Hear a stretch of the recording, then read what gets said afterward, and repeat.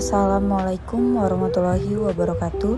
Perkenalkan, nama saya Kesya Artamaida dengan NPM 2301081036. Pada kesempatan ini saya akan menjelaskan dinamika dan fenomena perpajakan di Indonesia yang terjadi dalam 4 masa perubahan utama, yaitu ada administrasi pajak, yang kedua ada tax amnesty, yang ketiga ada ekonomi digital dan pajak internasional, dan yang keempat ada UU harmonisasi peraturan perpajakan.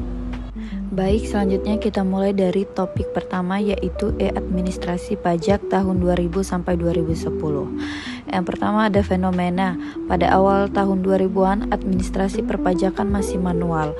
WP harus datang langsung ke kantor, antri lama, membawa banyak dokumen, dan proses validasi lambat. Hal ini membuat kepatuhan rendah, memicu celah penguatan liar, serta meningkatkan biaya, waktu, dan tenaga bagi WP. Yang selanjutnya ada dinamika. Pada tahun 2005, ESPT mempermudah WP melaporkan pajak secara digital. Kemudian pada tahun 2008, e-filing memungkinkan WP mengirim SPT tanpa hadir fisik di kantor pajak, sehingga mengurangi antrian dan meningkatkan efisiensi. Kemudian pada tahun 2014, e-billing memungkinkan pembayaran pajak melalui perbankan dengan kode billing, meminimalkan kesalahan manual dan mempercepat penerimaan pajak. Selama transisi, beberapa WP mengalami kesulitan memahami sistem baru, sehingga pemerintah memberikan dispensasi dan sosialisasi tambahan untuk mempercepat adaptasi. Kemudian ada kasus tingkat kepatuhan formal meningkat dari 54% pada tahun 2005 menjadi 60% pada tahun 2008, menunjukkan bahwa digitalisasi mulai meningkatkan disiplin WP dan efektivitas administrasi. Kemudian ada implementasi. Hampir semua layanan pajak ini terintegrasi melalui DJP online, termasuk pendaftaran, pelaporan, pembayaran, dan pengawasan. Sistem ini juga menjadi fondasi digitalisasi layanan publik di Indonesia. Contohnya, WP dapat melaporkan SPT tahunan melalui HP atau laptop tanpa harus hadir di kantor, sehingga menghemat waktu dan biaya. Sumber dari Kompas 2009, Kemenkeu 2010. Selanjutnya kita akan membahas tax amnesty pada tahun 2016 dan 2017. Yang pertama, fenomena banyak warga di Indonesia menempatkan harta di luar negeri untuk menghindari pajak, sehingga basis pajak domestik menyempit dan penerimaan negara menurun. Hal ini juga memicu ketidakadilan karena sebagian wajib pajak mematuhi aturan, sementara sebagian lainnya menghindari kewajiban. Yang selanjutnya ada dinamika. UU No. 11 pada tahun 2016 diluncurkan untuk memberikan kesempatan WP menata kembali harta mereka. Tarif tembusan rendah, yaitu sekitar 2-10%, dengan penghapusan sanksi, dan WP dijamin tidak diperiksa atas harta yang diungkap. Program ini juga bertujuan meningkatkan transparansi dan mendorong repatriasi dana ke Indonesia. Kasusnya, harta yang terungkap sekitar 4.865 triliun dengan tebusan sekitar 114 triliun. Partisipasi konglomerat tinggi, UMKM relatif rendah. Repatriasi dana sekitar 147 triliun di bawah target 1 triliun, menunjukkan tantangan implementasi. Implementasi data ini menjadi dasar program pengungkapan sukarela atau PPS pada tahun 2022 dan pertukaran data pajak internasional atau AEOL. Hal ini membantu DJP memetakan profil kekayaan WP dan meningkatkan kepatuhan jangka panjang. Contohnya seperti seorang pengusaha besar menata ulang kewajiban pajak sesuai aturan baru sehingga tidak terkena sanksi dan ikut berkontribusi pada penerimaan negara. Sumbernya itu dari UU No. 11 pada tahun 2016, CNBC Indonesia 2017, Kementerian Keuangan. Selanjutnya kita akan membahas tentang ekonomi digital dan pajak internasional pada tahun 2018 sampai sekarang. Yang pertama ada fenomena. Platform digital global seperti Netflix, Google, Facebook, TikTok, dan Amazon memperoleh pendapatan besar dari Indonesia.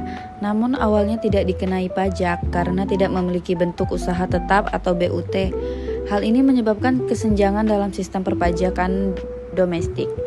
Dinamikanya 2018 Indonesia mendorong forum OECD atau G20 untuk memperbarui aturan pajak digital global.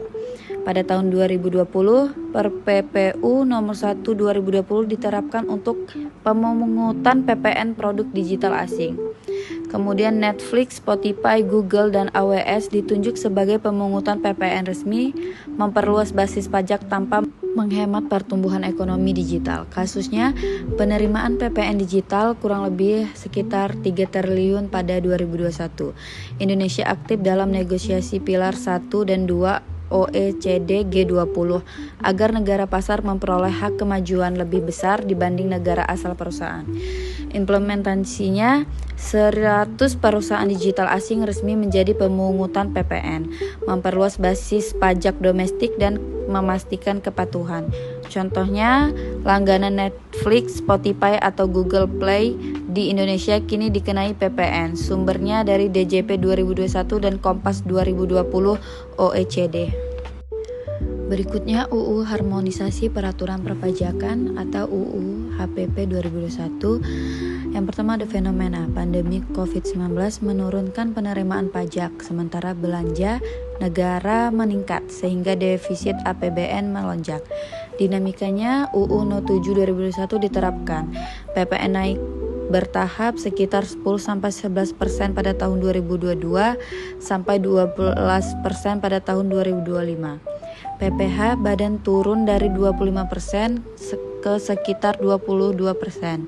Carbon tax diperkenalkan sebagai insentif ekonomi hijau.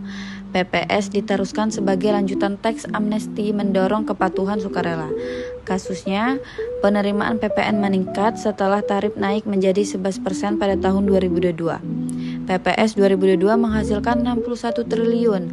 Carbon tax masih tahap uji coba tetapi memberi sinyal penting untuk kebijakan pajak hijau di masa depan. Kemudian implementasi UU HPP menjadi fondasi modernisasi sistem pajak Indonesia, memperluas basis pajak, meningkatkan kepatuhan, dan adaptif terhadap ekonomi digital serta transisi energi. Contohnya, transaksi belanja barang dan jasa mengikuti tarif PPN terbaru. Perusahaan mulai memperhitungkan carbon tax dalam perencanaan biaya. Sumbernya dari UU No 7 2021, DJP 2022, dan Kontan 2022. Yang terakhir, kita simpulkan seluruh perjalanan kebijakan pajak ini. Kesimpulannya, perpajakan di Indonesia telah mengalami transformasi signifikan seiring perubahan sosial, ekonomi, dan teknologi. Pemerintah merespon dengan kebijakan adaptif, mulai dari digitalisasi administrasi, teks amnesti, pajak digital, hingga UU HPP. Hasilnya terlihat dari peningkatan kepatuhan, perluasan basis pajak, dan penerimaan negara yang lebih stabil. Implementasi ini menjadikan sistem pajak modern, transparan, adil, dan mampu menyesuaikan diri dengan perkembangan zaman. Sekian dari saya, jika ada salah kata, saya mohon maaf. Wassalamualaikum warahmatullahi wabarakatuh.